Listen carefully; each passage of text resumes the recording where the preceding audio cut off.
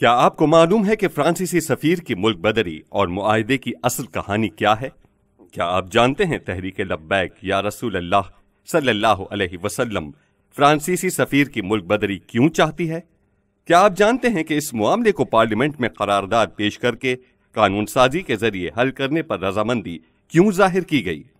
پچھلے سال ربیع الاول شریف کے ابتدائی دنوں میں فرانس میں سرکاری سطح پر محبوب کریم صلی اللہ علیہ وسلم کی شان میں گستاخی کی گئی، نعوذ باللہ من ذالک، جس پر تحریک لبیک کے امیر علامہ خادم حسین رضوی جو اس وقت حیات تھے نے حکومت پاکستان سے مطالبہ کیا کہ اس گستاخی پر اپنے مومنانہ جذبات کے اظہار کے لیے کم از کم ان 3 باتوں پر عمل کیا جائے۔ میں بالکل قریب آ کر تمہیں یہ کہہ رہا ہوں، پھر نہ کہنا بعد میں کہ جی ہمیں آپ نے مہلت نہیں دی، اس کا سفیر نکالو، سفیر کٹو، اپنا سفیر واپس بلاؤ، مصنوعات کا بائیکاٹ کرو۔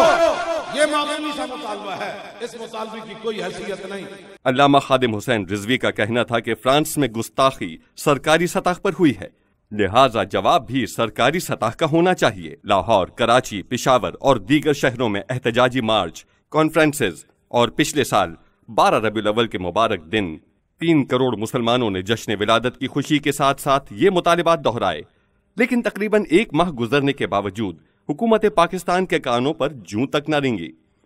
7 نومبر کو یہی مطالبات لے کر لاکھوں اہلیان کراچی امیر المجاہدین حضرت علامہ خادم حسین رضوی کی قیادت میں مارچ کرتے ہوئے ایئرپورٹ تا مزار قائد آئے، لیکن پھر بھی حکومت نے کان نہیں دھرا۔ بالآخر مسلسل پکار کے باوجود کان نہ دھرنے پر علامہ خادم حسین رضوی نے 15 نومبر کو لیاقت باغ تا فیض آباد مارچ کا اعلان کر دیا۔ 15 نومبر کو اعلان کے مطابق لاکھوں عاشقان رسول سخت پابندیوں کے باوجود لیاقت باغ پہنچے اور ہزاروں لوگوں کو راستے میں ہی گرفتار کر لیا گیا، لیکن یہ کارواں شدید ظلم و ستم سہتا ہوا آنسو گیس کی بارش میں بالآخر اپنی منزل کو پہنچا، جہاں 2 روز تک احتجاجی دھرنا دیا گیا۔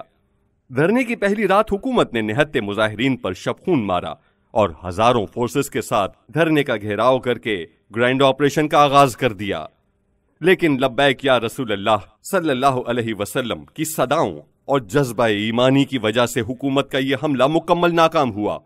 یہاں یہ بھی بتاتا چلوں کہ شدید علالت کے باوجود امیر المجاہدین علامہ خادم حسین رضوی صاحب دھرنے میں موجود رہے اور ناموس رسالت پر پہرا دیا۔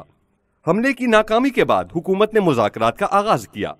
طویل مذاکرات کے بعد حکومت کی جانب سے 3 ماہ کی مہلت مانگی گئی اور کہا گیا کہ ملک بدری کا معاملہ پارلیمنٹ میں پیش کیا جائے گا اور پارلیمنٹ میں قانون سازی کے ذریعے فرانسیسی سفیر کو ملک بدر کیا جائے گا۔ اس معاہدے کے 2 دن بعد 19 نومبر کو امیر تحریک لبیک یا رسول اللہ صلی اللہ علیہ وسلم پاکستان علامہ خادم حسین رضوی رحمت اللہ علیہ کا وصال ہو گیا۔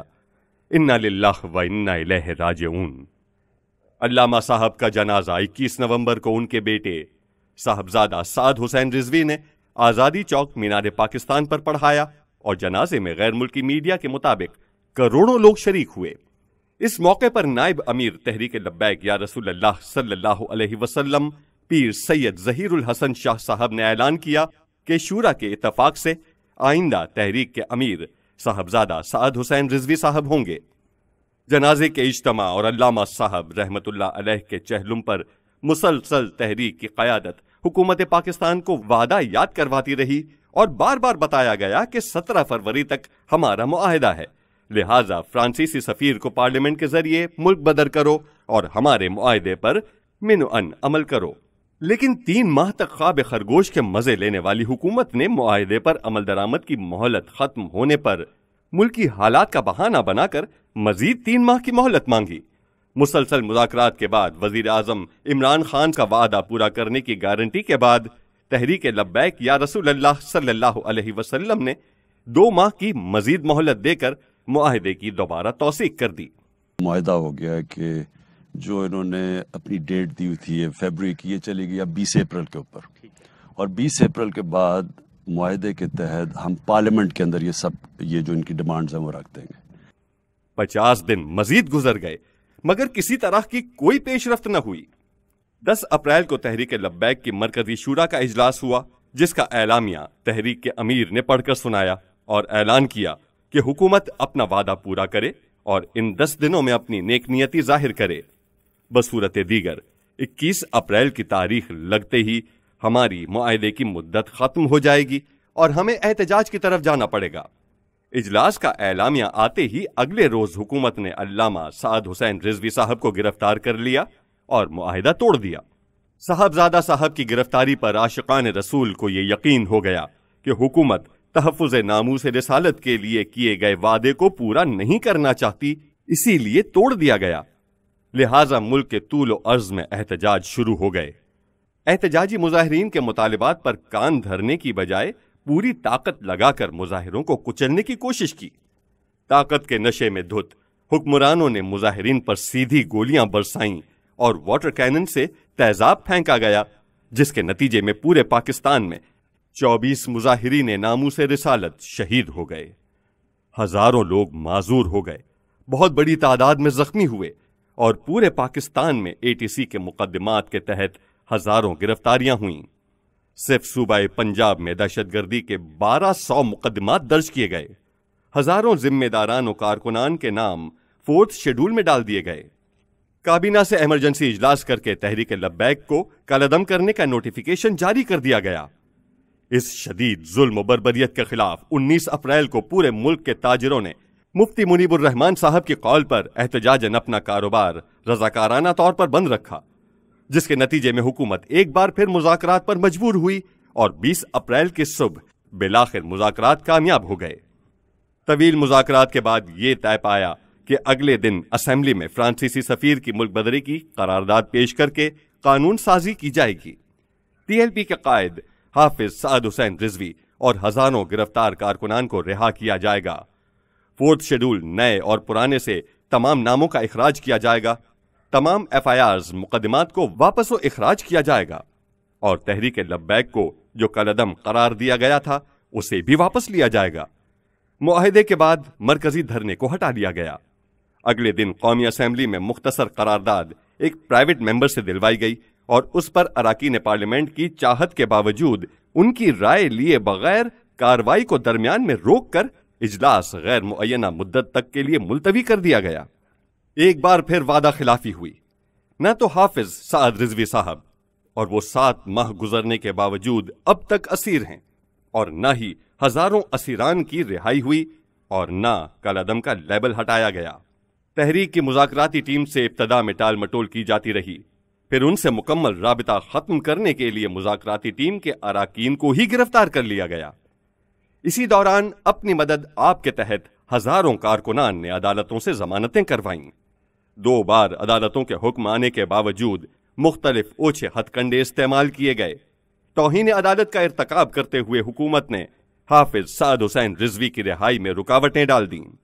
تیسری بار پھر تحریک لبیک کے حق میں عدالتی فیصلہ آیا اور تحریک کے امیر کو فوری رہا کرنے کا آرڈر جاری کیا گیا تو پورے ملک کے ذمہ داران اور کارکنان میں خوشی کی لہر دوڑ گئی اور ملک کے طول و عرض سے عاشقان رسول صاحبزادہ صاحب کے استقبال کے لیے لاہور میں جمع ہوئے۔